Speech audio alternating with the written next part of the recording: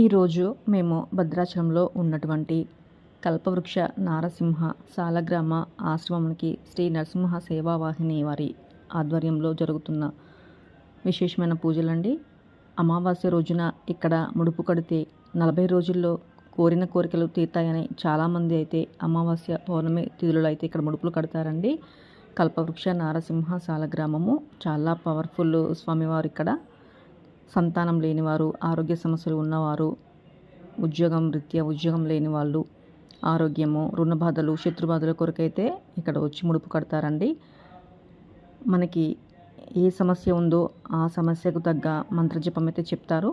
అలాగా 9, 11, 32 వారికి ఉన్న సమస్యలను బట్టి ఇక్కడ ప్రదక్షిణ చేస్తూ ఆ మంత్రం చదువుతూ ఇక్కడైతే ముడుపు కడతారండి. 40 రోజుల్లో మాత్రం సిద్ధిస్తుంది అని అయితే అందరూ చెప్పుకుంటున్నారు. మేము ఎప్పుడు దర్శనానికి అయితే వస్తాం కానీ ముడుపు అయితే కట్టలేదండి. సరే ముడుపు కడదామని అయితే మేము కూడా ముడుపు కడదామని వచ్చామండి. ఇక్కడ గోవింద సేవ అనేసి ఆశ్రమానికి కూడా పేరండి.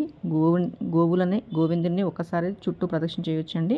ఇక్కడ ప్రసాదం కూడా చాలా విశేషము.